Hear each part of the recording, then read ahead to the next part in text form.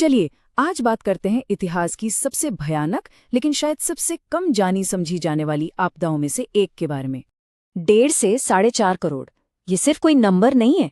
ये उन लोगों की अनुमानित संख्या है जो चीन के महाअकाल में मारे गए थे। इसने इसे इंसानी इतिहास का सबसे बड़ा अकाल बना दिया। तो सवाल ये उठता है कि आखिर इतनी बड़ी, इतनी भयानक तबाही हुई कैसे? चलिए इस विषय की गहराई में उतरते हैं और उन वजहों और नतीजों को समझने की कोशिश करते हैं जिन्होंने इस त्रासदी को जन्म दिया। इसकी कहानी शुरू होती है 1950 के दशक के आखिर में।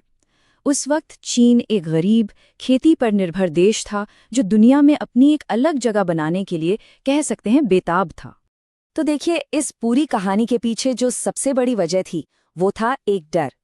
चीन के नेतृत्व को ये डर सता रहा था कि वो आर्थिक दौड़ में पश्चिमी देशों और सोवियत संघ से कहीं बहुत पीछे न रह जाएं। और इसी डर ने जन्म दिया ग्रेट लीप फॉरवर्ड को, यानी महान अग्रगामी छलांग। ये एक बहुत ही बड़ा अभियान था जिसका मकसद था खेती का सामूहिकरण करना और उद्योगों को जबरदस्त तेजी से आगे बढ़ाना। अब ये जो नीतियां थीं वो जमीन आसमान का फर्क लाने वाली थी। मतलब रातों रात सदियों से चली आ रही जिंदगी को बदल दिया गया। लोगों से उनके निजी खेत छीन लिए गए, उन्हें एक साथ बड़े बड़े कम्यूनों में रहने और खाने पर मजबूर किया गया। और सबसे अजीब बात तो ये थी कि किसानों को खेती छोड़कर अपने ही घरों के पीछे स्टील बनाने के काम में लगा दिया गया। और यहीं से कहानी एक भयानक मोड़ लेती है। एक ऐसा मोड़ जहां बड़े बड़े सपने एक कड़वी सच्चाई से जा टकराए। ये वो नीतियां थीं जो सीधे सीधे खेती की तबाही का कारण बनी। सरकार ने क्या किया?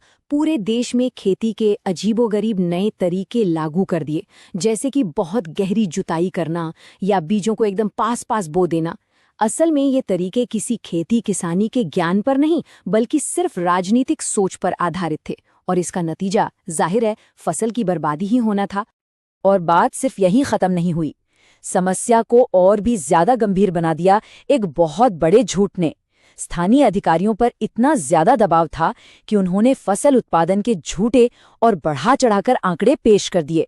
तो ऊपर केंद्र सरकार को लगा कि देश में अनाज का भंडार है, जबकि जमीनी हकीकत कुछ और ही थी।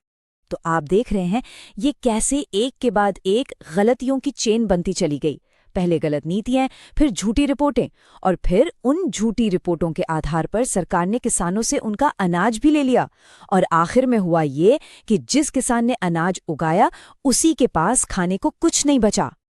अब नीतियों की बात तो हो गई, पर इसकी जो मानवीय कीमत चुकानी पड़ी वो रूह कंपा देने वाली है।